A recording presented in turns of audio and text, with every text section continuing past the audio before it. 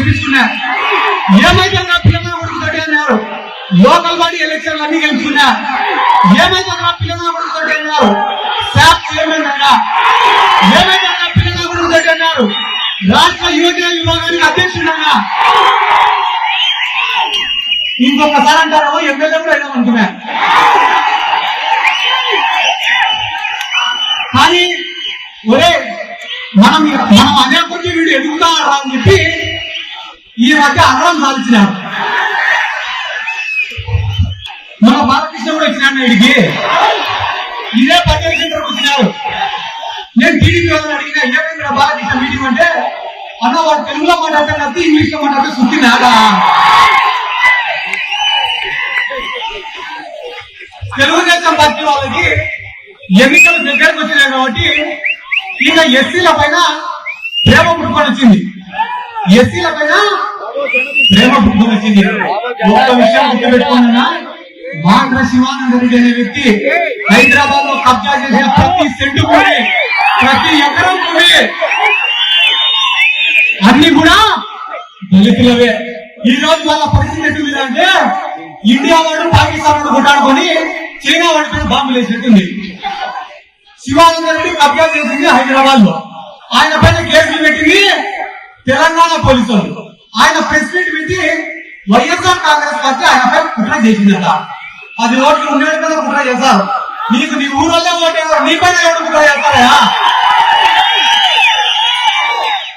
ఇంకొక ముఖ్యమైన విషయం, ఎన్నికలకు కేవలం 18 రోజులు మాత్రమే ఉంది అన్నా. ప్రతి గ్రామంలో కూడా ఒక్కసారి ఆలోచన చేయమని చెప్పాడు అన్నా. ఏమని ఆలోచన చేయమని అడుగుతారు తెలుసా? ఈ నియోజకవర్గంలో సారాయన్ని డబ్బులు సంపాదించిన వాళ్ళు ఎవరు? ఈ నియోజకవర్గంలో కబ్జాలు చేసి డబ్బులు సంపాదించిన వాళ్ళు ఎవరు? ఈ నియోజకవర్గంలో సొంతంగా డబ్బులు ఖర్చు పెట్టుకుని రాజకీయం చేస్తున్న వాళ్ళు ఎవరనేది ఒక్కసారి ఆలోచన చేయమన్నా. మనము వైఎస్ఆర్ కాంగ్రెస్ పార్టీ అధికారంలోకి వచ్చిన తర్వాత రాజకీయాలను అడ్డం పెట్టుకుని కాంట్రాక్టర్లో కమిషన్ కొట్టడం లేవు. వైఎస్ఆర్ కాంగ్రెస్ పార్టీ అధికారంలోకి వచ్చిన తర్వాత కాంట్రాక్టర్లో కమిషన్ కొట్టడం కానీ, రాజకీయాన్ని అడ్డం పెట్టుకుని కాంట్రాక్టులు చేయడం కానీ, దౌర్జన్యాలు చేయడం కానీ లేవు. ఇది ఎందుకు కొట్టుకోరు? ప్రజలందరికీ నా హృదయపూర్వక నమస్కారాలు తెలియజేసుకుంటున్నాను. చాలా సంతోషంగా ఉంది. ఇవాళ మీ ఉరుకులెత్తుతున్న ఉత్సవం చూస్తుంటే మరి అందరూ కలిసి ప్రజాస్వామ్య సంరక్షణ బద్ద కంకణంలో ఇక్కడికి ఇచ్చేశారని, అలాగే మహిళలందరూ కూడా రేపు రానున్న ఎన్నికల్లో ఈ కూటమికి తెలుగుదేశం మరియు జనసేన బీజేపీ కూటమి ఈ విజయాన్ని చేకూర్చి నీరాజనాలు అర్పించడానికి వచ్చిన నా మహిళలందరికీ, నా ఆడపడుచులందరికీ, యువతరానికి ప్రతినిధులు, నవతరానికి నాయకులు, భావితరాలకు భారతదేశ మహాశక్తి అయిన యువకులకు అందరూ కూడా, ఎందుకంటే ఇందులో చాలా మందికి మొదటిసారి ఈ ఓటు ప్రాధాన్యత అంటే వచ్చిన అవకాశాన్ని మీకు గుర్తు చేయవలసిన బాధ్యత ఉంది. కాబట్టి మీ అందరూ కూడా మరి ఈనాడు భారతదేశానికి ఉన్నంత యువశక్తి ప్రపంచంలో ఏ దేశానికి లేదు. కాబట్టి యువతరానికి ప్రతినిధులు, నవతరానికి నాయకులు, భావితరాలకు భారతదేశపు మహాశక్తి అయిన యువతరానికి, అలాగే మేరే ముసల్మాన్ మైనారిటీ పెద్దలందరికీ, అలాగే ముత్తవల్లిలకి, అలాగే మౌజంలకు, ఇమాంలకు, అలాగే నా ముస్లిం సోదరి మనులందరూ కూడా నా अस्सलाम वालेकुम व रहमतुल्लाहि व बरकातहू। मैं हिंदुस्तान हूँ, हिमालय मेरे सर्दों के निगहबान, गंगा मेरी पवित्रता की सौगंध, तारीख के इंतजार से मैं अंधेरों और उजालों का साथी हूँ।